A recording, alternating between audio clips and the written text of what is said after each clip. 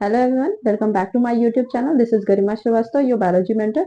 Last class में हम लोगों ने ब्रीदिंग के बारे में पढ़ा था, रेस्पिरेटरी सिस्टम के बारे में पढ़ा था। इस क्लास में हम लोग सर्कुलेशन और ट्रांसपोर्टेशन के बारे में पढ़ेंगे। सर्कुलेशन किस में होता है? ह्यूमन बीइंग में होता है सर्कुलेटरी सिस्टम। और ट्रांसपोर्टेशन जो होता है वो किस में होता है? प्लांट्स में होता है। तो पहले हम सर्कुलेटरी सिस्टम के बारे में देखेंगे। तो जो सर्कुलेटरी सिस्टम होता है वो क्यों जरूरत है, उसका क्या हमारी बॉडी के अंदर क्या नीड है। जैसे हम लिविंग ऑर्गेनिजम्स को क्या चाहिए? एनर्जी चाहिए, ठीक है, ऑक्सीजन चाहिए। बिना इसके हम कुछ नहीं कर सकते, ठीक है। जैसे हम अभी रेस्पिरेशन में हम लोग पढ़ चुके हैं कि जो खाना हम खाते हैं, ऑक्सीजन के प्रेजेंस में वो फूड मॉलिक्यूल जो होता है वो ब्रेक डाउन होता है और उससे हमें एनर्जी मिलती है, ठीक है। तो हमें लगातार क्या चाहिए? फूड चाहिए, ऑक्सीजन चाहिए सर्वाइवल के लिए। और ये फूड और ऑक्सीजन जो होता है ये सब हमें कौन ले आकर के पहुंचाता है? सेल्स को कौन देता है? सेल्स से फिर एनर्जी का फॉर्मेशन होता है तो हमारे डिफरेंट ऑर्गन्स में कौन पहुंचाता है? तो हमारे ऑर्गन्स में ट्रांसपोर्टेशन का या सर्कुलेशन का पूरा काम कौन करता है? ब्लड करता है, ठीक है। चाहे वो फिर कोई भी चीजें हो, ज्यादातर सर्कुलेशन किसके थ्रू होते हैं? ब्लड के थ्रू ही होता है। एक जगह से दूसरी जगह चीजों को ट्रांसफर करने के लिए यूज किया जाता है। जैसे हम खाना खाए, खाना खाने के बाद जो डाइजेशन था वो स्मॉल इंटेस्टाइन में पूरा हुआ। पूरा होने के बाद जब डाइजेशन के बाद जब एब्जॉर्प्शन हुआ, तो जो भी सिंपलर फूड में फॉर्म जो सिंपलर जो फूड सिंपलर फॉर्म में आ गया था वो किसके थ्रू सेल के तक पहुंचा ताकि उसकी एनर्जी बन सके? ब्लड के थ्रू। ब्लड में जब एनर्जी बना तो किसके थ्रू? डिफरेंट बॉडी ऑर्गन्स में, सेल्स में, या जहां भी जरूरत थी वहां पहुंचा। ब्लड के थ्रू। दवा खाते हैं हम, ठीक है। सर में दर्द हो रहा है, दवा खाते हैं, ठीक है। दवा खाते ही थोड़ी देर में हमको रिलीफ हो जाता है। कैसे रिलीफ हो गया? हम जब खाना खाए, जब हम दवा खाए तो दवा वो क्या हुई? डाइजेस्ट हुई। डाइजेस्ट होने के बाद वो किसके थ्रू?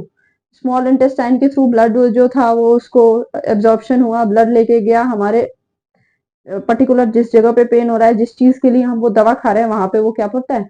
पहुंच जाता है और फिर हमको उससे आराम मिल जाता है, ठीक है। तो ज्यादातर मैक्सिमम हमारी बॉडी के अंदर जो भी चीजों का ट्रांसपोर्टेशन होता है वो किसके थ्रू होता है? ब्लड के थ्रू होता है, ठीक है। तो सर्कुलेशन की जरूरत क्यों है? For the transportation of oxygen, food, energy, ये सारी चीजों के ट्रांसपोर्टेशन के लिए। अब ये जो सर्कुलेटरी सिस्टम होता है, सर्कुलेशन जो है वो एक तो टर्म दे रखा है, प्रोसेस है सर्कुलेशन। लेकिन ये जो सर्कुलेशन है वो किसके थ्रू होता है? सर्कुलेटरी सिस्टम के थ्रू होता है। सर्कुलेटरी सिस्टम के थ्रू। और सिस्टम के अंदर कई सारी चीजें होती हैं। तो अपने सर्कुलेटरी सिस्टम के अंदर मेजर जो चीज है वो कौन सी है? हार्ट है। फिर कौन सा है? ब्लड वेसल्स है, ब्लड वेसल्स, ठीक। और क्या है? ब्लड है, ठीक। ये चीजें हैं। और सर्कुलेटरी सिस्टम बस। ब्लड वेसल्स में कौन कौन सी चीजें आती हैं? आर्टरीज, ठीक।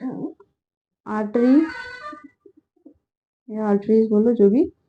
फिर वेन, कैपिलरीज है या कैपिलरी है, ठीक। तीन चीजें आती हैं ब्लड वेसल्स में। आर्टरी जो होती है इसकी वॉल बहुत मोटी होती है, इसकी वॉल थिन होती है।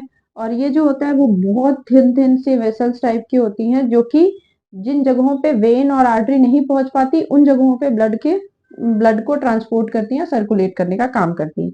अब सबसे पहले हम देखेंगे हार्ट के बारे में। हार्ट जो होता है वो क्या होता है? पंपिंग ऑर्गन होता है।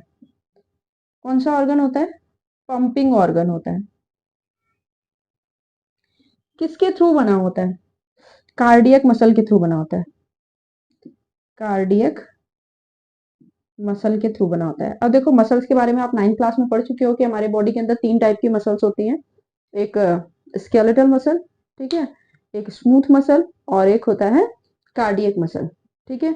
स्केलेटल मसल जो होता है वो जो हमारे जो भी ऐसी चीजें जिन एक्शंस को हम कंट्रोल कर सकते हैं उन जगहों पे पाई जाती है। जैसे हमको हाथ का मूवमेंट करना है, ठीक है, पैर का मूवमेंट करना है, आई बॉल का मूवमेंट करना है, आईलैशेस का मूवमेंट कराना है, ठीक है। तो ऐसी चीजें जिनको हम कंट्रोल कर सकते हैं उनमें कौन सी मसल्स होती है? स्केलेटल मसल होती है। स्मूथ मसल कहाँ कहाँ पे? जिन पे हमारा कंट्रोल नहीं है। जैसे हम फूड लिए, इनटेक किए, अब हम कहें फूड तुम फूड पाइप में ही रुक जाना, नीचे मत जाना, ठीक हो नहीं सकता, ठीक है। वो इनवॉलेंट्री एक्शन होता है, वो अपने आप हो जाएगा, ठीक है। तो ऐसी जितनी भी जगह हैं जहाँ पे आपका कोई जोर नहीं चलता, ठीक है, उन जगहों पे क्या प्रेजेंट होता है, स्मूथ मसल होता है, ठीक है।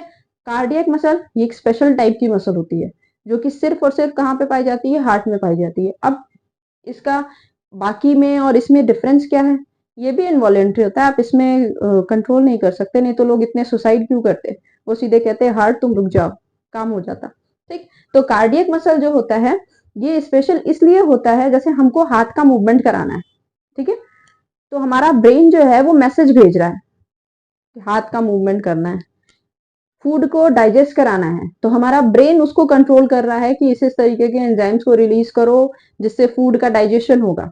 लेकिन हार्ट जो कि लगातार क्या करता रहता है, बीट करता रहता है, उसको तो बार बार अगर हार्ट जो ब्रेन है वो उसको अगर न्यूरॉन्स जो है वो अगर मैसेज लेके आते रहे, तो इतना ब्रेन बिजी है, पहले ही उसके पास इतने ढेर सारे काम है, और एक बहुत बड़ा काम हो जाएगा कि हर एक बार में दिल जो होता है 72 से 78, 1 मिनट में जो हार्ट होता है वो 72 से 78 बार बीट करता है, ठीक है। अब आप सोचो 1 मिनट के अंदर अगर ब्रेन 78 बार 72 बार उसी को मैसेज भेज रहा है, हार्ट को ही मैसेज भेज रहा है, तो बाकी के काम कब करेगा।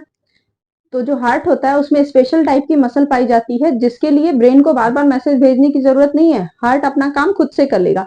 हाँ, जब कुछ स्पेशल कंडीशन आती है, ठीक है, तो उस कंडीशन में हार्ट को ब्रेन मैसेज करता है, न्यूरॉन्स मैसेज लेकर के आते हैं कि ये एक्शन आपको करना है हार्ट को, ठीक है। बाकी जितने भी एक्शंस हैं वो सब कुछ ब्रेन कंट्रोल करता है, सिर्फ हार्ट हमारी बॉडी का एक ऐसा ऑर्गन है जिसको ब्रेन मैसेज नहीं करता, न्यूरॉन्स मैसेज नहीं करते, ठीक है, ये खुद से ऑटोनॉमस होता है, ठीक है, खुद से अपनी से क्या करता है, फंक्शन करता रहता है, वर्क करता रहता है। कॉन्ट्रैक्शन, अब हार्ट का काम क्या होता है, कॉन्ट्रैक्शन और रिलैक्सेशन।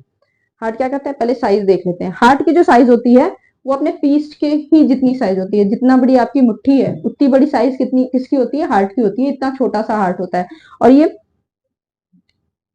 लेफ्ट लंग से लेफ्ट लंग के नॉच में थोड़ा सा लेफ्ट साइड में होते हुए प्रेजेंट होता है, आपको लास्ट क्लास में हम बताए थे किस तरीके से, ठीक है। साइज इसका क्या होता है, फीस्ट के साइज का, ठीक। और इनका काम क्या होता है, दो काम करते हैं ये, एक तो करते हैं कॉन्ट्रैक्शन और फिर एक क्या करते हैं, रिलैक्सेशन। कॉन्ट्रैक्शन जब करता है तो इसको बोलते हैं सिस्टोल, कॉन्ट्रैक्शन जब करता है तो इसको क्या बोलते हैं, सिस्टोल। और जब रिलैक्सेशन करता है तो इसको क्या बोलते हैं, डायस्टोल, ठीक है। हार्ट जब कॉन्ट्रैक्शन करता है तो उसको हम क्या बोलते हैं, सिस्टोल, और जब रिलैक्सेशन करता है तो इसको हम क्या बोलते हैं, डायस्टोल बोलते हैं। अब आप बताओ कॉन्ट्रैक्शन का मतलब क्या होता है, सिकुड़ना, स से सिकुड़ना, स से सिस्टोल, याद रखने के लिए दिमाग में ये बैठ जाएगा, बहुत बारी कंफ्यूजन हो जाता है कि डायस्टोल में क्या होता है, सिस्टोल में क्या होता है। तो सिस्टोल मतलब सिस्टोल, स से सिस्टोल, स से सिकुड़ना, और सिकुड़ता किस में है, कॉन्ट्रैक्शन में।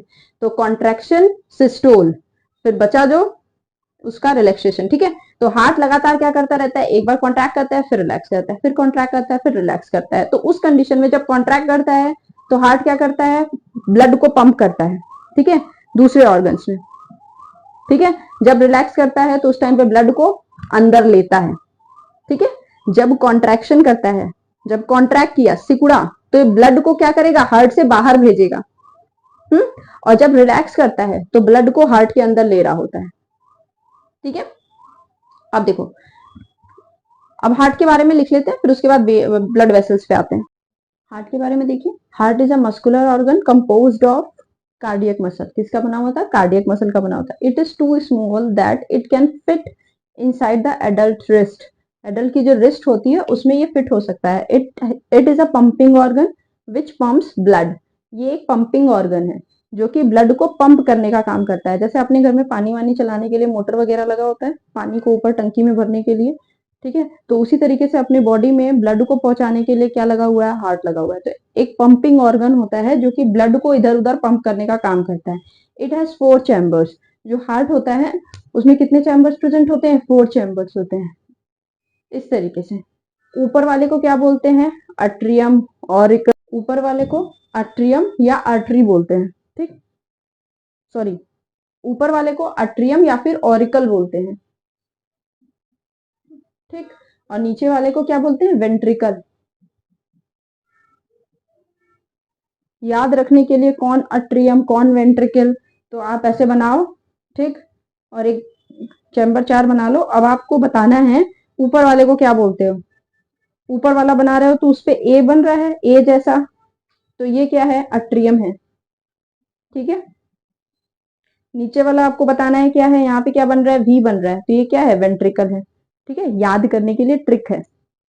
ये ऊपर की साइड में ए जैसा बना रहा है, इसलिए इसको क्या बोल रहे हैं? ऑरिकल बोल रहे हैं। ये नीचे की साइड में आप लगा रहे हो, तो जब भी आप इसको डायग्राम के लिए बनाओगे तो ऐसे ही बनाओगे ना। दोनों चैम्बर दिखाना है तो आप ऐसे ही, तो वी बन रहा है, यहाँ पे क्या बन रहा है? ए बन रहा है, तो ऑरिकल और वेंट्रिकल दो। ठीक है। ऊपर वाला जो हो गया, ये हो गया राइट अट्रियम, ये हो गया राइट वेंट्रिकल, ये हो गया लेफ्ट अट्रियम, ये हो गया लेफ्ट वेंट्रिकल। 4 है ना, जिसमें left right left right left right करके होगा। तो ऊपर वाले को तो हम अट्रियम बोलते हैं, तो एक हो जाएगा राइट अट्रियम, एक हो जाएगा लेफ्ट अट्रियम। एक देखो, ये 4 चैम्बर हैं। ऊपर वाले को क्या बोलते हैं? अट्रियम या ऑरिकल। नीचे वाले को क्या बोलते हैं? वेंट्रिकल। ठीक। अब इसमें चैम्बर कर दो, तो ये वाला साइड क्या हो गया? ये वाला साइड हो गया राइट, तो इसको बोलेंगे राइट अट्रियम। ये वाले साइड को क्या बोलेंगे? Left atrium. ये नीचे वाला दोनों वेंट्रिकल है, ये वाला क्या हो जाएगा? Right ventricle. ये वाला क्या हो जाएगा? Left ventricle. इस तरीके से perform contraction and relaxation for pumping of blood. Blood को पंप करने के लिए ये क्या करते हैं? कॉन्ट्रैक्शन करते हैं, रिलैक्सेशन करते हैं। कॉन्ट्रैक्शन मतलब सिकुड़ना, सिकुड़ना, स से सिकुड़ना, स से सिस्टोल, तो सिस्टोल हो गया। रिलैक्सेशन, रिलैक्स करते हैं इस टाइम पे, क्या बोलेंगे इसको? डायस्टोल। अब देखेंगे आर्टरी, वेन और कैपिलरीज के बारे में। आर्टरी जो होती है उसकी वॉल जो होती है बहुत थिक होती है। आर्टरी की वॉल जो होती है वो बहुत थिक होती है। इसका रीजन ये होता है क्योंकि ये ब्लड को हार्ट से अदर पार्ट्स में लेके जाता है। ये ब्लड को कहां से कहां लेके जाता है? हार्ट से बॉडी पार्ट्स में लेके जाता है। तब होगा क्या? प्रेशर हार्ट, जब तुरंत तुरंत हार्ट से निकला ब्लड तो उसमें प्रेशर ज्यादा होगा। इस वजह से इनकी वॉल जो होती है आर्टरीज की, किसकी वॉल है ये? आर्टरी की जो वॉल होती है वो थिक होती है। इसमें सिर्फ ऑक्सीजनेटेड ब्लड रहता है। कैसा रहता है? Oxygenated blood. ऑक्सीजनेटेड ब्लड किसको बोलते हैं? जिसमें ऑक्सीजन प्रेजेंट हो, मतलब प्योर ब्लड जो होता है वो। ठीक है। एक एक्सेप्शन है, एक आर्टरी ऐसी है जो डीऑक्सीजनेटेड ब्लड कंटेन करती है, जिसका नाम है पल्मोनरी आर्टरी। जिसका क्या नाम है? Pulmonary artery. ये जो है ये डीऑक्सीजनेटेड ब्लड कंटेन करती है। बाकी जितनी भी आर्टरीज है सब के सब कैसा ब्लड कंटेन करती है? ऑक्सीजनेटेड। लेकिन पल्मोनरी आर्टरी कैसा ब्लड कंटेन करती है? डीऑक्सीजनेटेड, जिसमें कार्बन प्रेजेंट है, ऑक्सीजनेटेड। ठीक। अब ये ब्लड को कहां से कहां लेके जाएगी? हार्ट से लंग्स में लेके जाती है। हार्ट से कहां लेके जाती है? लंग्स में लेके जाती है। ठीक है, पल्मोनरी आर्टरी, ये एक्सेप्शन है आर्टरी में। अब नेक्स्ट देखते हैं वेन के बारे में। अभी जो वेन्स होती है इसकी वॉल थिन होती है। ठीक है, इसकी wall as compare to artery thin होती है। और ये कैसे कैसे ब्लड को कंटेन करती है? डीऑक्सीजनेटेड ब्लड को कंटेन करती है, डीऑक्सीजनेटेड ब्लड को कैरी करती है। जितनी भी वेन्स हैं सब के सब डीऑक्सीजनेटेड ब्लड को कैरी करती हैं accept pulmonary vein. Pulmonary vein जो है ये कैसा ब्लड कंटेन करती है? ऑक्सीजनेटेड ब्लड कंटेन करती है। ठीक है, ये कैसा ब्लड कंटेन करती है? ऑक्सीजनेटेड ब्लड कंटेन करती है। और जस्ट उसका अपोजिट कर दो, ये ब्लड को कहां से कहां लेके आती है? लंग से हार्ट में लेके आती है। ठीक है, प्योर ब्लड को, ऑक्सीजनेटेड ब्लड को हार्ट जब लंग्स जो है जब ऑक्सीजनेटेड कर दिया, उसको कार्बन डाइऑक्साइड सारा निकाल दिया, ऑक्सीजन ब्लड के अंदर सारा भर दिया, तब लंग्स जो है, लंग्स से जब हार्ट के अंदर ब्लड आता है तो किस वेन के थ्रू आता है? पल्मोनरी वेन के थ्रू आता है। ठीक है, आर्टरी जितनी भी होती है सारी की सारी ऑक्सीजनेटेड ब्लड कैरी करती है। वेन जितनी होती है सब के सब कैसी ब्लड को कंटेन करती है, डीऑक्सीजनेटेड। एक्सेप्शन है पल्मोनरी, आप इतना याद रखो, पल्मोनरी आर्टरी बोलेगा तो पल्मोनरी आर्टरी क्योंकि ऑक्सीजनेटेड करती है, तो पल्मोनरी आर्टरी क्या करेगी, डीऑक्सीजनेटेड ब्लड कंटेन करेगी। ठीक है, वेन्स जितने भी हैं डीऑक्सीजनेटेड ब्लड कंटेन करते हैं, तो अगर एक्सेप्शन हुआ तो पल्मोनरी वेन जो होगा वो कैसा ब्लड कंटेन करेगा, ऑक्सीजनेटेड ब्लड कंटेन करेगा। ठीक है, अब नेक्स्ट आता है लास्ट, कौन सा वेसल बचा, कैपिलरी। तो ये जो कैपिलरी होती है बहुत ज्यादा थिन होती है, सबसे ज्यादा थिन होती है, सिंगल सेल्ड वॉल होती है, सिंगल सेल से बनी हुई उसकी वॉल होती है, पतली पतली होती है, जहां पे वेन्स नहीं पहुंच पाती उन जगहों पे आर्टरी जो कैपिलरी जो होती है वो ब्लड लेकर के पहुंचाती है या ब्लड को वहां से लेकर के आती है। तो कैपिलरी जिन जगहों पे जो टिश्यूज के बीच बीच में प्रेजेंट होते हैं उनके लिए होता है। ठीक है, इसके बारे में देख लीजिए। आर्टरी जो होती है थिक वॉल्ड ब्लड वेसल है जो कैरी करता है ऑक्सीजनेटेड ब्लड को, कहां से कहां लेके जाता है, from heart to different parts of the body. Exception कहाँ पे है, pulmonary artery, because they carry deoxygenated blood from heart to lungs, ये हार्ट से लंग्स में क्या करते हैं, डीऑक्सीजनेटेड ब्लड को लेके जाते हैं। When these are thin wall blood vessel, उनकी वॉल कैसी होती है, थिन होती है, which carry deoxygenated blood from organ to the heart, organ से हार्ट में ब्लड लेके जाते हैं। पल्मोनरी वेन जो है वो एक्सेप्शन है, कहाँ से क्यों एक्सेप्शन इसको बोला जा रहा है, क्योंकि ये कैरी करता है oxygenated blood, because they carry oxygenated blood from lungs to the heart, ये लंग से हार्ट में ऑक्सीजनेटेड ब्लड लेके आते हैं। Capillaries, these are very thin walled blood vessel which have single celled walls, इनकी जो वॉल होती है उसमें सिंगल सेल होती है और जो वॉल होती है वो कैसी होती है, बहुत पतली सी होती है। ठीक है, अब नेक्स्ट देखेंगे हम मैकेनिज्म के बारे में, किस तरीके से हार्ट का मैकेनिज्म चलता है। ठीक है, हार्ट का स्ट्रक्चर, जो आउटर स्ट्रक्चर देखा जाए वो कुछ इस तरीके का दिखाई देता है। ठीक है, जिसमें ये वेन्स सारी दिखाई दे रही हैं और ये हार्ट के चैम्बर्स के लिए है। ठीक है, जिनमें ये 4 चैम्बर में डिवाइड होता है इस तरीके से। वेंट्रिकल की वॉल जो होती है वो बहुत थिक सी होती है, पहले ही बताया कि ये वेंट्रिकल हो गया नीचे साइड वाला,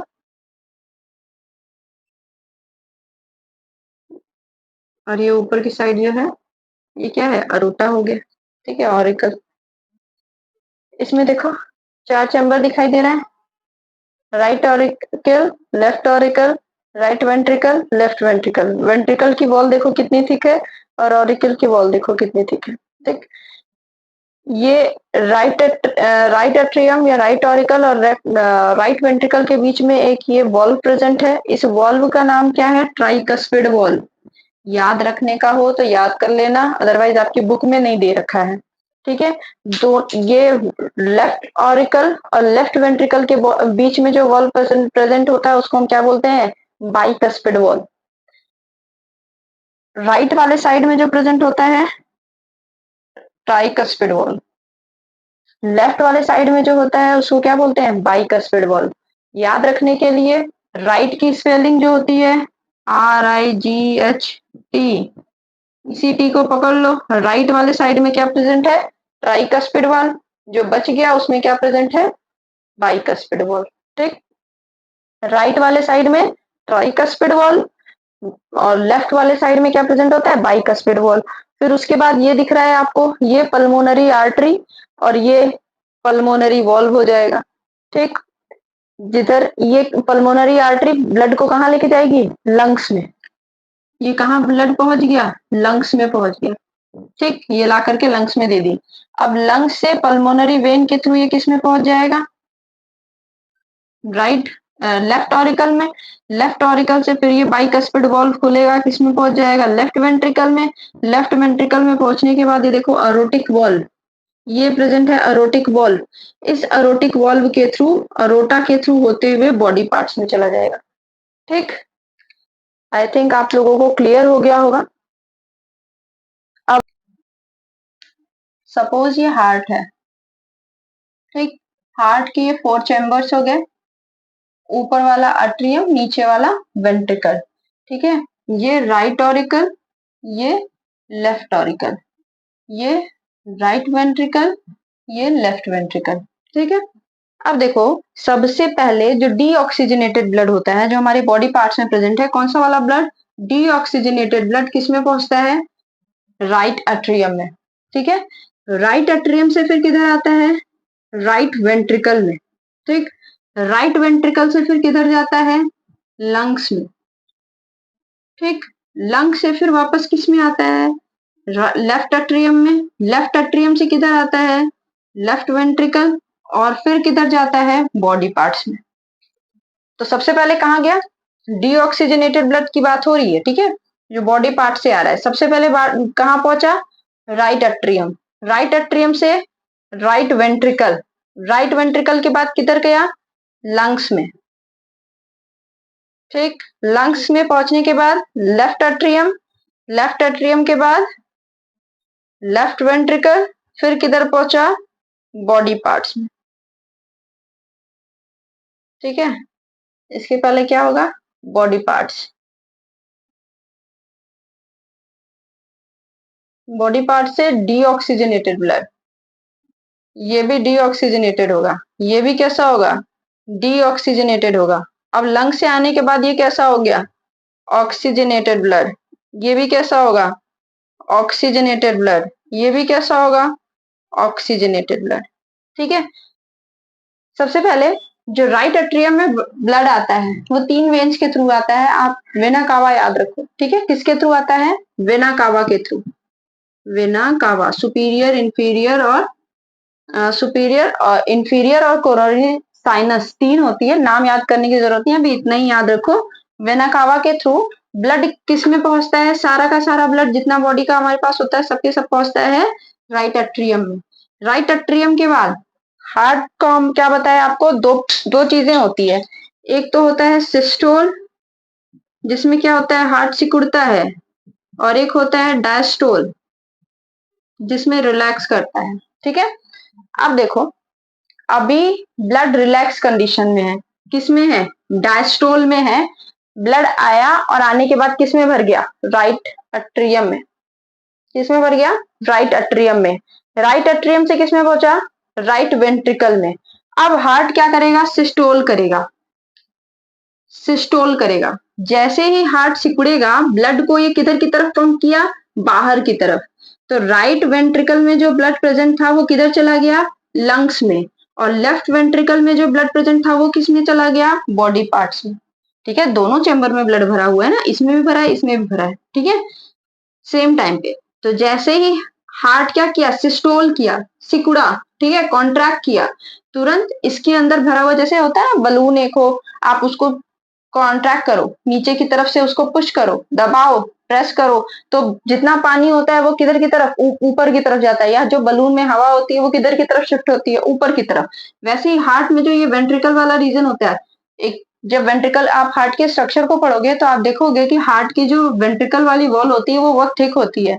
इसका रीजन यही होता है क्योंकि इसको क्या करना है? कॉन्ट्रैक्शन करना है, सिस्टोल करना है, जिसमें प्रेशर ज्यादा लगाना पड़ता है। तो जैसे ही ये प्रेशर लगाएगा, कॉन्ट्रैक्ट करेगा, तुरंत इसके अंदर प्रेजेंट ब्लड और इसके अंदर प्रेजेंट ब्लड दोनों के दोनों किधर जाएंगे? बाहर जाएंगे। राइट वेंट्रिकल वाला किधर चला जाता है? लंग्स में चला जाता है। और लेफ्ट वेंट्रिकल वाला किधर चला जाता है? बॉडी पार्ट्स में। किधर चला जाएगा ये? बॉडी पार्ट्स में। ठीक है, डिफरेंट ऑर्गन्स में पहुंच जाएगा। फिर वापस से कॉन्ट्रैक्ट के बाद फिर क्या आएगा? सिस्टोल, रिलैक्स कंडीशन में आएगा। जैसे ही रिलैक्स कंडीशन में आया, लंग्स से ब्लड किधर चला आया? लेफ्ट ऑरिकल में। और बॉडी पार्ट से ब्लड किधर चला आया? राइट एट्रियम में। ठीक, राइट एट्रियम में आने के बाद फिर किस में पहुंचा? Right ventricle. और इधर वाला ब्लड किस में पहुंचा? Left ventricle. वापस से कॉन्ट्रैक्ट किया, फिर ब्लड किधर गया? बाहर। इधर साइड से किधर पहुंचा? लंग्स में। इधर साइड से किधर पहुंचा? बॉडी पार्ट्स में। ठीक है, तो देख लो बॉडी पार्ट से डीऑक्सीजनेटेड ब्लड किधर आया? राइट एट्रियम में। राइट एट्रियम से राइट वेंट्रिकल में। राइट वेंट्रिकल से फिर किधर चला गया? लंग्स में। अब बताओ, हार्ट से लंग्स में डीऑक्सीजनेटेड ब्लड कौन लेके जाता है? Pulmonary artery. अभी इसके पहले बताए थे, कौन सी वेन लेके जाएगी? Pulmonary artery. ये कौन सी वेन, कौन सी आर्टरी होगी? Pulmonary artery. ठीक है, पल्मोनरी आर्टरी क्या करती है, लंग्स में लेके जाती है डीऑक्सीजनेटेड।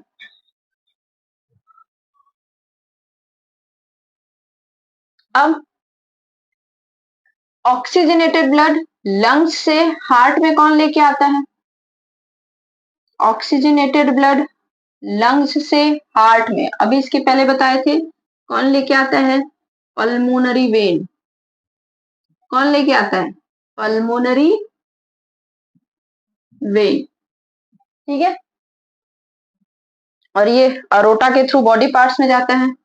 लेफ्ट वेंट्रिकल, ये वाला अरोटा जो होता है वो थोड़ा थिक होता है, थिक होने की वजह से क्या होगा, ये जो तुरंत तुरंत प्रेशर लग रहा है ना, जैसे पंप में जिधर से पानी निकलना शुरू होता है वहां पे प्रेशर ज्यादा होता है, थोड़ी दूर पाइप में आप देखोगे तो वहां पे प्रेशर क्या होता है, कम होता है।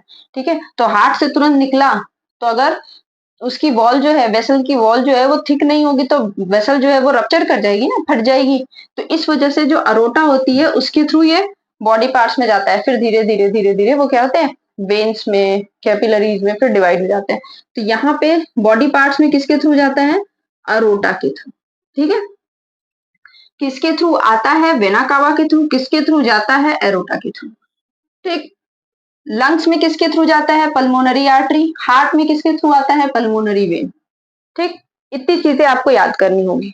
बॉडी पार्ट्स, बॉडी पार्ट से राइट एट्रियम, राइट एट्रियम से राइट वेंट्रिकल, फिर किधर चला जाएगा, लंग्स में, किसके थ्रू, पल्मोनरी आर्टरी के थ्रू। लंग्स से फिर आएगा लेफ्ट एट्रियम, किसके थ्रू, पल्मोनरी वेन के थ्रू। फिर उसके बाद लेफ्ट वेंट्रिकल, लेफ्ट वेंट्रिकल के बाद अरोटा के थ्रू बॉडी पार्ट्स में। ठीक, ये है पूरा मैकेनिज्म। देखिए, मैकेनिज्म ऑफ ब्लड सर्कुलेशन, सबसे पहले यहाँ पे स्टार्ट किससे कर रहा है, लंग से स्टार्ट कर रहा है। ठीक है, सपोज ये हार्ट है, फोर चैम्बर्ड हार्ट, ये क्या है, लंग्स है। ठीक, और फिर ये वापस हार्ट में आएगा। ठीक है, तो सबसे पहले ये इधर साइड से, जैसे हम बता रहे थे तो इधर साइड से बता रहे थे कि सबसे पहले हार्ट ब्लड इसमें आता है। तो आप इसको मत लेकर के क्या करो, सबसे पहले इसको समझो कि ये क्या कह रहा है। सबसे पहले जो ऑक्सीजनेटेड ब्लड है, इसमें ऑक्सीजन प्रेजेंट है, ये किस में आता है, ये कौन सा था, लेफ्ट एट्रियम। ठीक, लेफ्ट एट्रियम में आता है। The lungs supply oxygen rich blood, जिसको हम ऑक्सीजनेटेड ब्लड बोलते हैं, टू द लेफ्ट एट्रियम। सबसे पहले लंग्स किस में ब्लड भेजा, लेफ्ट एट्रियम में भेजा, ऑफ द हार्ट, हार्ट के लेफ्ट एट्रियम में। The left atrium relaxes when it collecting the blood, जब तक लेफ्ट एट्रियम जो ब्लड को ले रहा था तब तक वो किसमें था, रिलैक्स में था। रिलैक्स को क्या बोलते हैं, डायस्टोल। ठीक, तब तक वो किस कंडीशन में था, डायस्टोल में था। And contracts when blood is transfer to the left ventricle. और जैसे ही इसको ब्लड किधर ट्रांसफर करना है, लेफ्ट वेंट्रिकल में, पहले क्या बताए थे, पहले लेफ्ट ऑरिकल में आया, फिर लेफ्ट ऑरिकल से फिर किस में जाएगा, लेफ्ट वेंट्रिकल में। तो अब जब इसको लेफ्ट वेंट्रिकल में ब्लड को भेजना है तो अट्रियम क्या करेगा, कॉन्ट्रैक्ट कर जाएगा। अट्रियम क्या करेगा, कॉन्ट्रैक्ट करेगा। ब्लड का प्रेशर बढ़ा वॉल पे, ब्लड पे, तो वो सारा ब्लड जो इसके अंदर भरा हुआ था वो किधर चला आएगा, वेंट्रिकल में आ जाएगा। कौन सा वेंट्रिकल, लेफ्ट वेंट्रिकल में। ठीक है, देखो, जब लेफ्ट एट्रियम के अंदर ब्लड आ रहा था तब तक वो किसमें था, रिलैक्स में था। जैसे ही अब इसको ब्लड किसमें भेजना है, लेफ्ट वेंट्रिकल में भेजना है, तो अट्रियम अपने आप को, लेफ्ट एट्रियम जो था वो अपने आप को क्या कर लेगा, कॉन्ट्रैक्ट कर लेगा, सिकोड़ लेगा। तभी तो अंदर की तरफ प्रेशर बढ़ेगा ब्लड पे, तो वो नीचे की तरफ जाएगा ना। ठीक है, contract, blood is transfer to the left ventricle, blood कहाँ पहुंच गया, लेफ्ट वेंट्रिकल में। The left ventricle expand when it receives the blood. अब जैसे ही लेफ्ट वेंट्रिकल के पास ब्लड आ गया, अब वो क्या कर जाएगी, एक्सपैंड कर जाएगी, फैल जाएगी, कि ब्लड भर गया ना उसमें, तो एक्सपैंड कर जाएगी। The blood is pumped out of the body. अब क्या होगा, ब्लड जो है वो बाहर की तरफ किधर जाएगा,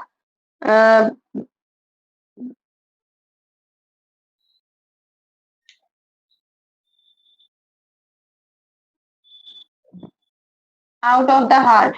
ठीक है, the blood is pumped out of the heart. इसके बाद हम क्या बताए थे, लेफ्ट वेंट्रिकल में पहुंचने के बाद किधर जाता है, बॉडी पार्ट्स में जाता है। तो अब ब्लड को क्या करना है, आउट ऑफ द हार्ट लेके आना है तब होगा क्या, the muscles of the left ventricle contract. अब जो वेंट्रिकल है वो क्या करेगा, कॉन्ट्रैक्ट करेगा, ब्लड जो भरा हुआ था इसके अंदर किधर चला जाएगा, बॉडी पार्ट्स में चला जाएगा। आपको क्या बताए थे, सेम टाइम पे होता है दोनों में, राइट वाले में भी लेफ्ट वाले में भी।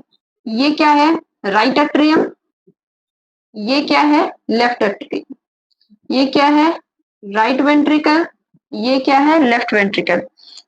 पहले ब्लड किस में आया, लंग्स में आया, लंग्स सॉरी लंग्स से किस में आया, लेफ्ट एट्रियम में आया। ये क्या किया, जब तक रिसीव कर रहा था तब तक तो रिलैक्स कंडीशन में था, ठीक है देते जाओ देते जाओ। जैसे ही इनके पास ब्लड भर गया, प्रेशर इनके ऊपर पड़ा, ब्लड के ऊपर प्रेशर पड़ने लगा, तो ये क्या किए, एट्रियम क्या किया, अपना टेंशन रिलीज करने के लिए अपने आप को कॉन्ट्रैक्ट किया, सिकोड़ लिया। जैसे ही कॉन्ट्रैक्ट किया, सारा ब्लड किस में अंदर भर गया, इस वेंट्रिकल के अंदर, इसमें आ गया सारा ब्लड। अब जैसे ही इसके पास आया ब्लड, ये क्या किया, एक्सपैंड कर गया, फैल गया खूब। फैलने के बाद अब क्या करेगा, अब इसकी बारी ये कॉन्ट्रैक्ट करने, एक बार ये कॉन्ट्रैक्ट करेगा, एक बार ये कॉन्ट्रैक्ट। जब ये कॉन्ट्रैक्ट करेगा, अब दोनों के दोनों साथ में तो कॉन्ट्रैक्ट नहीं कर सकते, दोनों के दोनों साथ में कॉन्ट्रैक्ट करेंगे तो ब्लड किधर जाएगा, ठीक है। तो अल्टरनेट टाइम पे एक बार ये कॉन्ट्रैक्ट करता है, फिर ये कॉन्ट्रैक्ट, ये कॉन्ट्रैक्ट करेगा, फिर ये कॉन्ट्रैक्ट। जब ये कॉन्ट्रैक्ट करेगा तो ये रिलैक्स में होगा, है ना। एक कॉन्ट्रैक्ट करता है तो दूसरा क्या करेगा, रिलैक्स कंडीशन में रहेगा। अभी देखो, लेफ्ट वेंट्रिकल जब कॉन्ट्रैक्ट किया, ठीक, अट्रियम क्या करेगा, ऑरिकल क्या करेगा, रिलैक्स करेगा। जब ये रिलैक्स करेगा तो ब्लड किस में आएगा, अट्रियम में आ जाएगा, ठीक। और जो ये वेंट्रिकल में जो ब्लड प्रेजेंट है ये किधर चला जाएगा, बॉडी पार्ट्स में। और राइट वेंट्रिकल में जो ब्लड प्रेजेंट है वो किधर चला जाएगा, लंग्स में। फिर से समझो,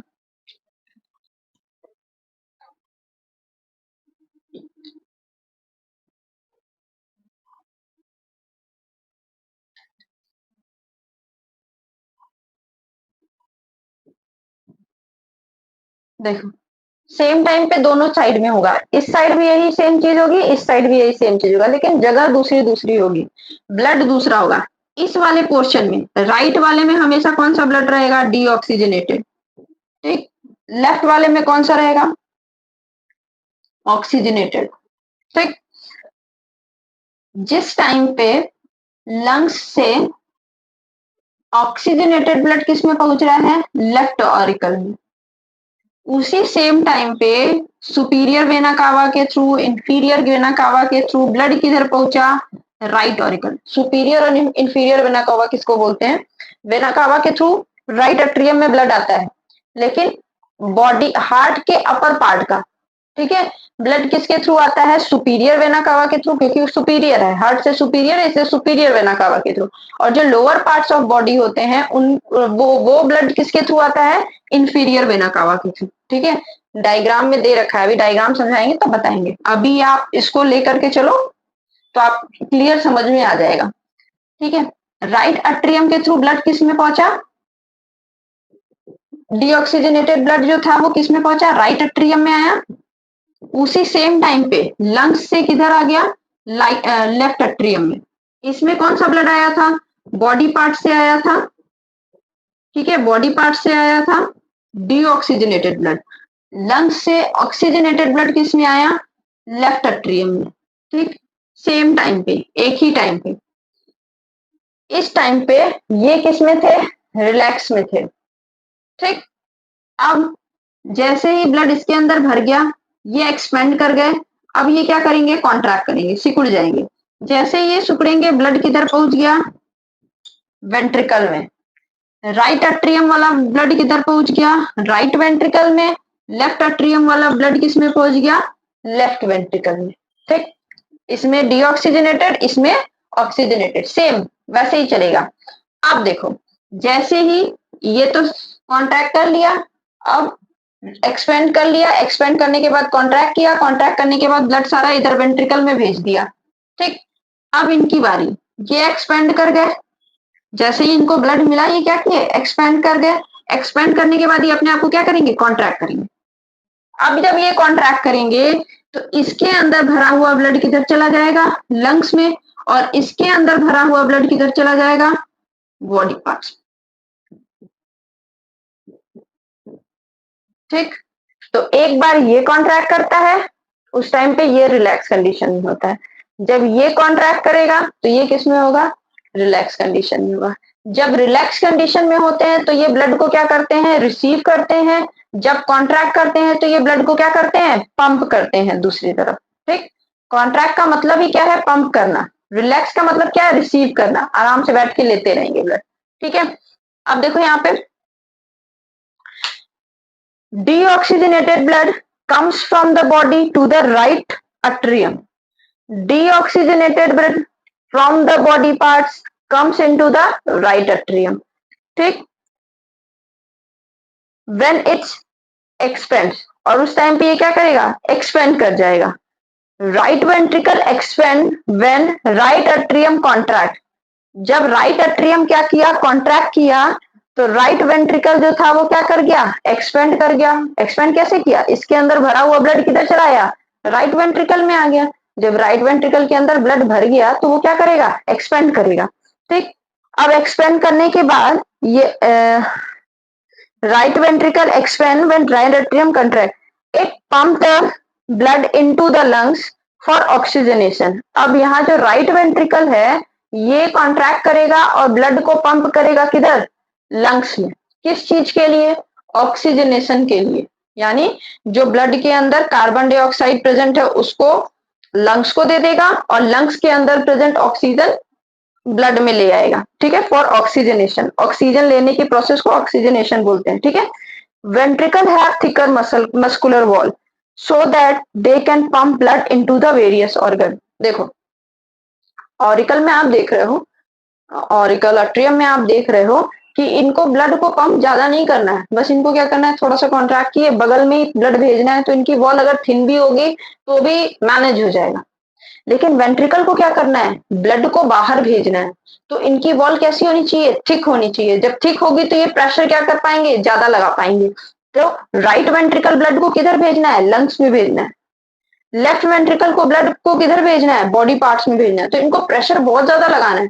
जब प्रेशर ज्यादा लगाना है तो इनकी वॉल कैसी होनी चाहिए, मोटी होनी चाहिए। अब जगह जगह पे क्या होते हैं, जो आर्टरी आ रही है, वेन आ रही है, इनमें जगह जगह पर क्या प्रेजेंट होते हैं, बल्ब्स प्रेजेंट होते हैं। क्या प्रेजेंट होता है, बल्ब। इन बल्ब्स का फंक्शन क्या होता है, बैक फ्लो को प्रिवेंट करना। ठीक है, जैसे हम आपको बताए, ब्लड राइट अट्रियम्स में, बॉडी पार्ट्स के थ्रू ब्लड जो था राइट अट्रियम में आया। ठीक, राइट अट्रियम में आने के बाद ब्लड किस में पहुंच गया, राइट वेंट्रिकल में। अब राइट वेंट्रिकल मान लो कॉन्ट्रैक्ट किया। ठीक, अगर कुछ ऐसा नहीं होता जो बैक फ्लो को प्रिवेंट करे, यानी वॉल्व नहीं होता, तो होता क्या, जैसे ही ये कॉन्ट्रैक्ट करता ब्लड वापस से राइट एट्रियम में पहुंच जाता। यही तो होता। अगर कुछ ऐसा ना होता कि बैक फ्लो को प्रिवेंट करे, मान लो ये कोई ओपनिंग थी जिसके थ्रू ब्लड राइट एट्रियम से राइट वेंट्रिकल में आया। ठीक, अब जैसे ही राइट वेंट्रिकल जो था वो कॉन्ट्रैक्ट किया, ठीक, जैसे ही ये सिकुड़ा तो ब्लड को सारे को इधर से बाहर निकल जाना चाहिए था, वापस से राइट एट्रियम में पहुंच जाना चाहिए था, है ना। लेकिन ऐसा नहीं होता। क्यों नहीं होता, क्योंकि यहाँ पे क्या प्रेजेंट होते हैं, वॉल्व्स प्रेजेंट होते हैं, जो कि इन जैसे ही ब्लड अंदर पहुंचता है ये तुरंत क्या होते हैं, बंद हो जाते हैं। ठीक है, जैसे ही बंद होते हैं तो ये साउंड प्रोड्यूस करते हैं, जिसको हम लोग कहते हैं ना, दिल धक धक कर रहा है। वो धक धक नहीं, लबडब साउंड होता है, जो ये फ्लैप बंद होने की वजह से होता है। जो ये वॉल्व होता है ये बंद होता है, इसकी वजह से दो साउंड्स प्रोड्यूस करते हैं, जिसको एक लब बोलते हैं और एक डब। ये आपके सिलेबस का नहीं है, फिर भी जानते रहो। ये वॉल्व्स की क्लोजिंग के टाइम पे बंद होता है। जैसे जब वॉल्व की क्लोजिंग होती है, जब वॉल्व बंद होता है तो उस टाइम पे ये साउंड क्रिएट होता है, लब और डब।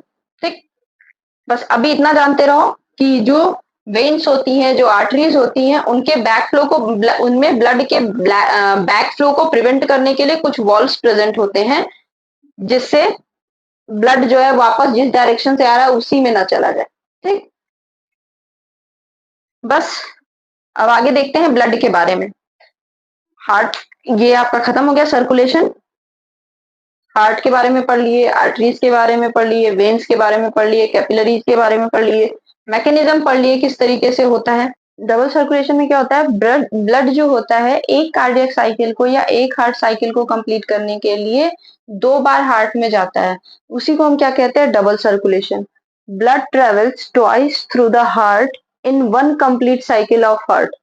हार्ट की एक साइकिल को कंप्लीट करने के लिए हार्ट में ब्लड कितनी बार जाता है, 2 बार जाता है। इसी को हम क्या कहते हैं, डबल सर्कुलेशन कहते हैं। पहली बार जाता है पल्मोनरी सर्कुलेशन में और दोबारा जाता है सिस्टेमिक सर्कुलेशन के टाइम पे। अब देखो कैसे, बॉडी पार्ट से ब्लड जो है वो किधर गया, हार्ट में। ब्लड एक बार किसमें आ गया, हार्ट में आ गया। फिर हार्ट से किधर गया, लंग्स में। फिर लंग्स ऑक्सीजनेट करके वापस किसको भेजा, हार्ट में। हार्ट में दूसरी बार आया, ठीक। फिर वापस किधर गया, बॉडी पार्ट्स में। यही सेम चीज बोल रहा है ना, ब्लड ट्रेवल्स ट्वाइस, 2 बार जाता है एक कंप्लीट साइकिल करने के लिए, एक साइकिल को, एक कार्डियक साइकिल को कंप्लीट करने के लिए, ठीक है। अब देखो पल्मोनरी सर्कुलेशन, जब जब ब्लड हार्ट से लंग्स में जाता है या फिर लंग से हार्ट में आता है, तो इस वाले को हम क्या कहते हैं, pulmonary pulmonary circulation. Pulmonary circulation जब हार्ट से लंग्स में जाए और लंग से फिर वापस हार्ट में आए तो इसको पल्मोनरी सर्कुलेशन। और जब बॉडी पार्ट से हार्ट में जाता है और हार्ट से बॉडी पार्ट्स में आता है तो इसको हम क्या बोलते हैं, सिस्टेमिक सर्कुलेशन।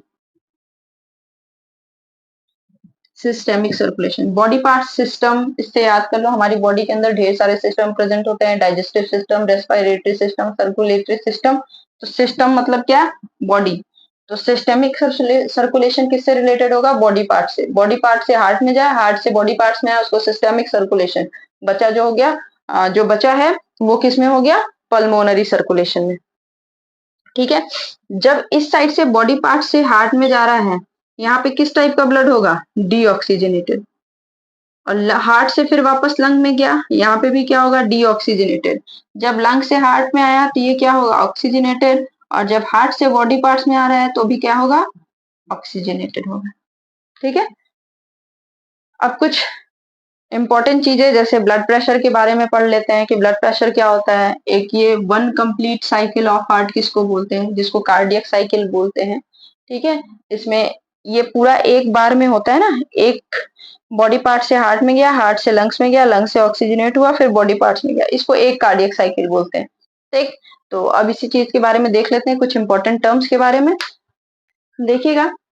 ब्लड प्रेशर किसको बोलते हैं, ब्लड जो वेसल्स के ऊपर फोर्स लगा रहा होता है। जैसे ब्लड किसी वेसल्स के अंदर से बह रहा है तो वेसल्स की जो वॉल पे इनर साइड वाली जो वॉल पे फोर्स लगा रहा है उसी को हम क्या कहते हैं, ब्लड प्रेशर कहते हैं। The force that blood exert against the wall of the vessels, vessel की वॉल पे जो फोर्स लगा रहा है उसी को हम क्या कहते हैं, ब्लड प्रेशर कहते हैं।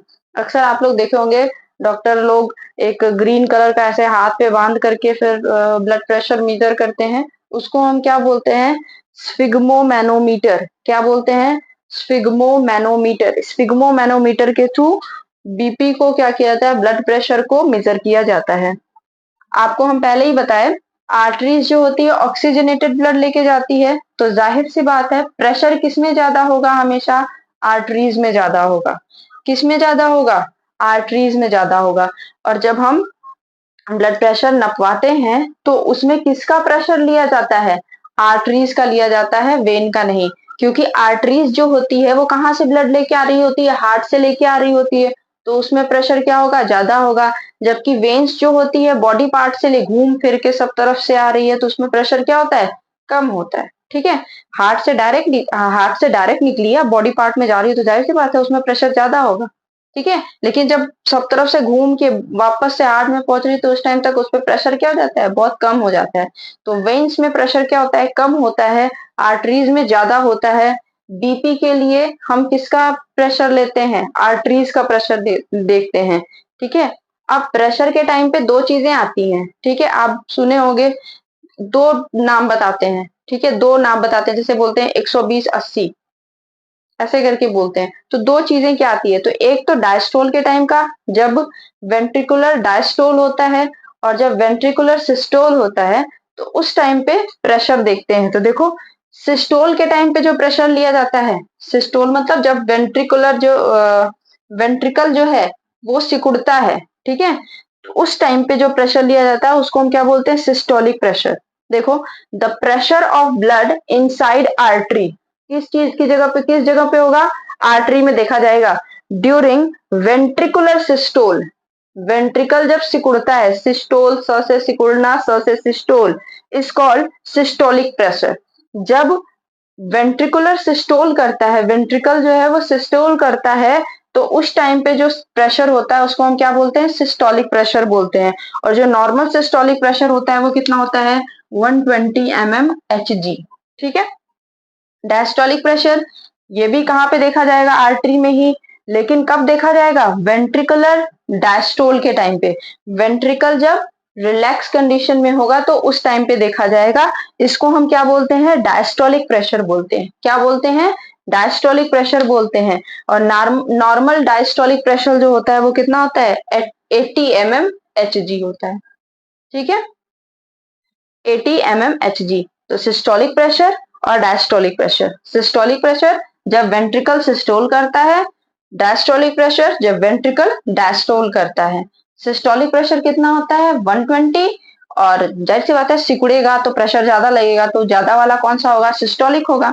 120 mmHg कौन सा होगा, सिस्टोलिक होगा।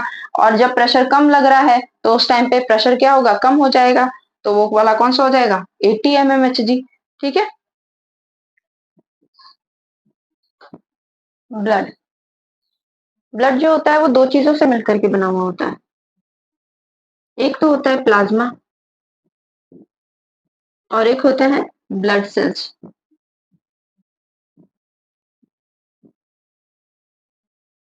प्लाज्मा जो होता है ये 55% के अप्रोक्स ब्लड के अंदर क्या होता है, प्लाज्मा भरा हुआ होता है, और 45% क्या होता है, ब्लड सेल्स होती है, ठीक।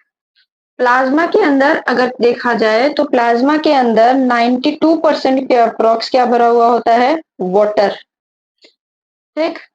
प्लाज्मा के साथ बात की जाए तो 55% में जो 92% है, 55% का 92% जो है वो क्या है, पानी है, और 8% के अप्रोक्स क्या है, प्रोटीन, क्या है, प्रोटीन्स प्रेजेंट है ब्लड के अंदर, ठीक।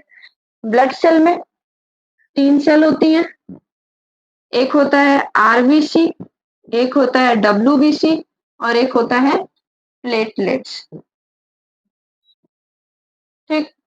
अब देखो एक बहुत इंपॉर्टेंट चीज, एक्चुअली जो ब्लड सेल्स होती हैं उनको हम सेल्स ना बोल करके, आप बुक में देखो कई जगह लिखा रहता है कार्पसेल्स,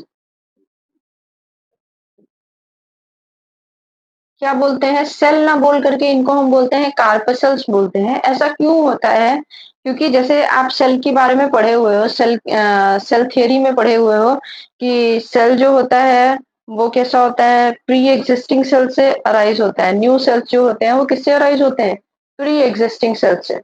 लेकिन ब्लड सेल्स जो होते हैं वो प्री एग्जिस्टिंग सेल से अराइज नहीं होते, ये डेथ कर जाते हैं और उसके बाद फिर हमारे बोन मैरो में ये फॉर्म होते हैं। ब्लड हमारा कहाँ फॉर्म होता है, बोन, बोन मैरो में फॉर्म होता है, ठीक है।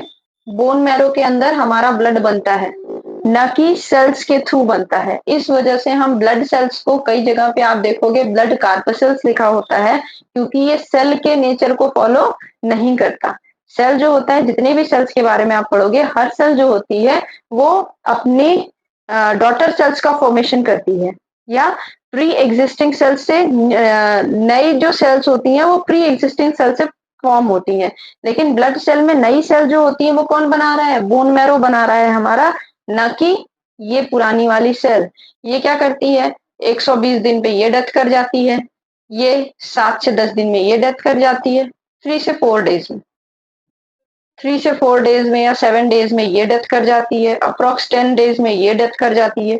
और डेथ करने के बाद ये नई कोई सेल्स नहीं बनाती है, तो इस वजह से इनको हम सेल्स ना बोल करके, कई जगह आप बुक में पढ़ोगे कार्पसेल्स लिखा रहता है, ठीक है। अब आते हैं, सबसे पहले ब्लड सेल्स का देख लेते हैं। आरबीसी को हम बोलते हैं रेड ब्लड सेल, दूसरा इसका साइंटिफिक नेम इरिथ्रोसाइट्स, क्या होता है, इरिथ्रोसाइट्स, क्या नाम होता है, इरिथ्रोसाइट्स। WBC का ल्यूकोसाइट्स, ल्यूकोसाइट्स, ठीक। प्लेटलेट्स का थ्रोम्बोसाइट, थ्रोम्बोसाइट्स, साइट्स का मतलब होता है सेल, थ्रोम्बो, सब इसी वजह से सब में साइज साइज लगा हुआ है। शायद ये आरबीसी का लाइफ स्पैन कितना होता है 120 डेज, डब्ल्यूबीसी का कितना होता है 3 to 7 डेज और प्लेटलेट्स का कितना होता है 10 डेज। इनका फंक्शन देखो, इसका फंक्शन क्या होता है ट्रांसपोर्टेशन कराना, इसका फंक्शन क्या होता है ट्रांसपोर्टेशन, ट्रांसपोर्टेशन कराना। किस चीज का ट्रांसपोर्टेशन, ऑक्सीजन, कार्बन डाइऑक्साइड और जो डिफरेंट चीजें हमारी बॉडी के अंदर ट्रांसपोर्ट हो रही है, ठीक है, वो सब किसके थ्रू, आरबीसी के थ्रू ट्रांसफर होती है। इसका कलर क्या होता है रेड होता है, क्यों होता है due to presence of haemoglobin, किसकी वजह से, हीमोग्लोबिन की वजह से इसका कलर क्या होता है रेड होता है। और यही हीमोग्लोबिन अपने ऊपर सारी चीजों को, सारी चीजों से बाइंड करके, जैसे मान लो ये हीमोग्लोबिन मॉलिक्यूल है, ये अपने ऊपर ऑक्सीजन को बाइंड कर लेता है और लेके चला जाता है इस तरीके से, या कार्बन डाइऑक्साइड को ले लेता है और चला जाता है, ठीक है। तो जो भी चीजों को, तो हीमोग्लोबिन ही ट्रांसपोर्टेशन में हेल्प करता है, रेड होता है, हीमोग्लोबिन प्रेजेंट होता है। अब इसको देखो, इसका फंक्शन क्या होता है, ये इम्यूनिटी प्रोवाइड करता है हमको, क्या प्रोवाइड करता है इम्यूनिटी, जो हमारी बॉडी का डिफेंस मैकेनिज्म होता है। जब हमारी बॉडी के अंदर कोई पैथोजन इंटर करता है तो उस कंडीशन में हमारी बॉडी क्या करती है फाइट करती है ना, तो वो सब काम कौन करता है, ये डब्ल्यूबीसी करता है, ठीक। ट्रांसपेरेंट, कोई कलर नहीं होगा, कलरलेस होता है। प्लेटलेट्स, ये ब्लड क्लॉटिंग में हेल्प करता है, किसमें हेल्प करता है ब्लड क्लॉटिंग। ब्लड क्लॉटिंग किसको बोलते हैं, जैसे कहीं पे हमको कट लग जाती है, किसी चीज से कट लग गया, जब हमारी नसें रप्चर कर जाए, ठीक है, नसें जो होती हैं कट जाती हैं, तो उस कंडीशन में उन नसों से क्या निकलने लगेगा ब्लड बाहर आने लगता है। फिर कुछ टाइम बाद आप देखोगे धीरे धीरे ये जो ब्लड है आना बंद हो जाता है। कैसे बंद हो गया, ये जो प्लेटलेट्स हैं ये क्या करते हैं उन जगहों पे सील कर देते हैं, उन जगहों को सेल्स के थ्रू सील कर देते हैं, जिसकी वजह से ब्लड सेल्स जो है वो बाहर नहीं आ पाती, ठीक है। ब्लड जो होता है इसको हम क्या बोलते हैं फ्लूइड कनेक्टिव टिश्यू, क्या बोलते हैं fluid connective tissue. 9th class में आप पढ़े हो कनेक्टिव टिश्यू किसको बोलते हैं, जो डिफरेंट बॉडी पार्ट्स को कनेक्ट करने का काम करता है उसको हम क्या कहते हैं कनेक्टिव टिश्यू बोलते हैं। और क्योंकि ब्लड जो होता है वो किस नेचर का होता है फ्लूइड नेचर का होता है, इसलिए इसको क्या बोलेंगे फ्लूइड कनेक्टिव टिश्यू बोलते हैं, ठीक है। ब्लड के बारे में देखिएगा, it is a fluid connective tissue. कैसा होता है फ्लूइड कनेक्टिव टिश्यू होता है composed of plasma and blood cell, दो चीजों से मिलकर के बना होता है ब्लड, एक तो प्लाज्मा से और दूसरा उसमें ब्लड सेल्स प्रेजेंट होते हैं। Blood forms in bone marrow, blood कहाँ पे बनता है बोन मैरो के अंदर बनता है। आप पहले देखेंगे ब्लड प्लाज्मा के बारे में, it is pale yellow coloured liquid. ये कैसा होता है पेल येलो कलर्ड, मतलब थोड़ा सा हल्का सा हल्का पीला, जैसे पस का कलर जो होता है उसको बोलते हैं pale yellow colour, which has 90 to 92% water. Major amount में इसमें क्या होता है पानी होता है, 90 से 92% पानी होता है और 8 से 10% इसमें क्या प्रेजेंट होता है प्रोटीन्स प्रेजेंट होते हैं। It forms the matrix of the blood, ये ब्लड का मैट्रिक्स बनाता है। मैट्रिक्स मतलब ब्लड में जो लिक्विड वाला पार्ट होता है वो कौन बनाता है प्लाज्मा बनाता है। अब नेक्स्ट आता है ब्लड सेल्स, तीन टाइप के होते हैं आरबीसी, डब्ल्यूबीसी और प्लेटलेट्स। आरबीसी को हम बोलते हैं रेड ब्लड कार्पसल्स या सेल भी बोल सकते हैं, लेकिन सेल गलत होता है, सही क्या होता है कार्पसल्स होता है। दीज आर रेड कलर, ये कैसे होते हैं these are of red colour, ये रेड कलर के होते हैं because of the presence of haemoglobin. क्यों, क्योंकि इनमें हीमोग्लोबिन प्रेजेंट होता है। फंक्शन इसका क्या हो जाता है ट्रांसपोर्टेशन, मेन ट्रांसपोर्टेशन ये किस चीज का करते हैं कार्बन डाइऑक्साइड ऑक्सीजन। बाकी जो डाइजेस्टेड फूड होता है उन सब का ट्रांसपोर्टेशन जो होता है वो सब भी ब्लड के थ्रू ही होता है आरबीसी के थ्रू। लाइफ स्पैन इनका कितना होता है 120 डेज, ठीक। ऑल्सो नोन एज इरिथ्रोसाइट्स, इनको और किस नाम से जानते हैं इरिथ्रोसाइट्स के नाम से जानते हैं। WBC white blood corpuscles, colourless होता है, फंक्शन इसका इम्यूनिटी प्रोवाइड करना होता है, life span 3 to 7 days, also known as leucocytes. Platelets ये भी कलरलेस होता है, फंक्शन इसका होता है ब्लड क्लॉटिंग कराना या ब्लड कोएगुलेशन कराना। Life span 10 days, also known as thrombocytes. ठीक, अब हम समझेंगे लिम्फ के बारे में। जैसे आपको पता है हमारी बॉडी में जैसे ब्लड सर्कुलेटरी सिस्टम होता है ना, वैसे लिम्फेटिक सिस्टम भी हमारी बॉडी के अंदर दो लिक्विड का ट्रांसपोर्टेशन होता है। दो लिक्विड से ट्रांसपोर्टेशन या सर्कुलेशन दो चीजों से होता है। एक तो हो गया ब्लड, ब्लड पढ़ लिए, अब हमको पढ़ना है लिम्फ के बारे में। जैसे मान लो ये वेसल्स है, ब्लड वेसल्स, ये कैसी बनी हुई है, एक थिन मेम्ब्रेन की बनी हुई है। तो कई बार क्या होता है, जैसे ये मान लो कोई ब्लड वेसल जा रही है और बस ये बाहर इसके साइड पे कोई टिश्यू प्रेजेंट है अपनी, ठीक है, ये कोई टिश्यू है, ये कोई टिश्यू प्रेजेंट है इस साइड, ठीक है, ये टिश्यू है, ये सारे क्या है, टिश्यूज प्रेजेंट है यहाँ पे सर। तो कई बार क्या होता है ना, जो ब्लड होता है, क्योंकि मेम्ब्रेन जो होती है सेमी परमिएबल मेम्ब्रेन होती है ब्लड वेसल्स की, ठीक है, तो कई बार ब्लड का कुछ पोर्शन ऊजेस हो जाता है, ऊजेस बोलते हैं मतलब रिसाव हो जाता है, और रिसाव होकर के वो किधर गिर जाता है, टिश्यूज पर गिर जाता है, ठीक है। ब्लड वेसल्स क्योंकि उनकी वॉल कैसी होती है, थिन होती है, और जब थिन होती है और ब्लड उसमें फ्लो से बह रहा होता है, प्रेशर से बह रहा होता है, तो उसकी वॉल कैसी हो जाती है, एकदम पतली सी हो जाती है, और कुछ ब्लड जो होता है वेसल्स से रिस करके बाहर गिर जाता है। अब बाहर कहाँ गिरेगा, आसपास जो टिश्यूज प्रेजेंट है उनमें गिरेगा। इसी को हम क्या कहते हैं, लिम्फ कहते हैं। क्या बोलते हैं इसको, लिम्फ बोलते हैं, या टिश्यू फ्लूइड भी बोलते हैं, या इसको इंटरस्टिशियल फ्लूइड भी बोलते हैं, ठीक है। इनका फंक्शन क्या होता है, टिश्यू फ्लूइड भी इसको बोलते हैं, और एक इंटरस्टिशियल फ्लूइड भी बोलते हैं, ठीक है। इनका फंक्शन क्या होता है, टिश्यूज को वॉश करना, ठीक है, ये टिश्यूज की क्लीनिंग करने का काम करते हैं, ठीक है। बस इतना ही है लिम्फ के बारे में। देखिएगा, lymph is similar to blood, क्योंकि ब्लड के लीक करने से ही तो बनता है, तो सिमिलर टू ब्लड, लेकिन आरबीसी का साइज बड़ा होने की वजह से जो वेसल्स की जो वॉल होती है उनसे वो बाहर नहीं निकल पाता, इस वजह से आरबीसी उसमें क्या होता है, एब्सेंट होता है। इसका ये कैसा होता है, similar to blood, RBC absent, yellow colour का होता है, येलोइश कलर में होता है, ठीक है। It forms from fluid which leaks from the blood capillaries. Blood capillaries से जो blood leak कर जाता है उससे ये बनता है, ठीक है, lymph बनता है, and goes to the intercellular space in tissue. और जो टिश्यूज के बीच में इंटरसेलुलर स्पेस प्रेजेंट है उनके बीच में जाके गिर जाता है। This fluid is collected through lymphatic vessel. जैसे अपने बॉडी के अंदर सर्कुलेटरी सिस्टम प्रेजेंट होता है, वैसे ही अपनी बॉडी के अंदर लिम्फेटिक सिस्टम भी प्रेजेंट होता है।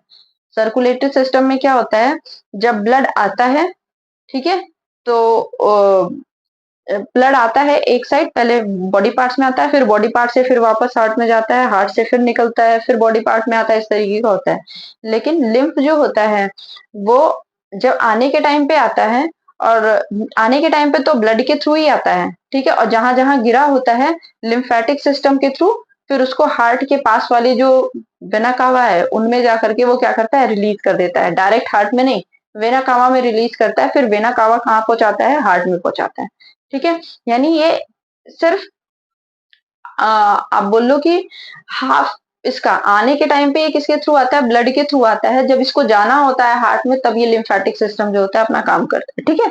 तो लिम्फेटिक वेसल जैसे सिस्टम उसमें था कि ब्लड सर्कुलेटरी वेसल या ब्लड वेसल जैसे थे ना, वैसे ही इसमें भी क्या होता है, लिम्फेटिक वेसल, तो इनमें कैपिलरीज होंगी, वेन्स होंगी, इस तरीके से, ठीक है। Lymphatic vessels, lymphatic vessels lymphatic system का पार्ट होगा। And finally return to the blood capillaries, और फिर इनको ले जाकर के कहाँ पहुंचा देता है, ब्लड कैपिलरीज में पहुंचा देता है। It plays an important role in immune system, ये इम्यून सिस्टम में एक इम्पोर्टेंट रोल प्ले करता है। कैसे, टिश्यू पे गिरा और टिश्यूज की सेल की जो टिश्यूज थी वहां पे उनकी क्लीनिंग करता है, तो जो भी माइक्रोब जो भी पैथोजन वहां पे ग्रो कर सकते थे। जैसे आपको पता है किसी जगह पे अगर हमारी बॉडी पार्ट्स में अगर कहीं भी पानी या ब्लड या कुछ भी ऐसा जम जाए तो वहां की बॉडी क्या करने लगती है, डिग्रेड करने लगती है, सड़ने लगती है, ठीक है, तरह तरह के जम्स वहां पे ग्रो कर जाते हैं और हमें बीमारियां हो सकती हैं। लेकिन ये जो लिम्फ है ये क्या करता है, वहां के टिश्यू की क्लीनिंग करता है, और क्लीनिंग करके जो भी वहां पे गिरा पड़ा रहता है उनको ले आकर के किधर दे देता है, ब्लड कैपिलरीज में दे देता है, और ब्लड कैपिलरीज से वो हार्ट में पहुंच जाती है, उसकी वापस से टिश्यूज की क्या हो जाती है, अच्छे से क्लीनिंग हो जाती है। तो एक तरीके से ये हमारे इम्यून सिस्टम को क्या करता है, स्ट्रॉन्ग करने में हेल्प करता है।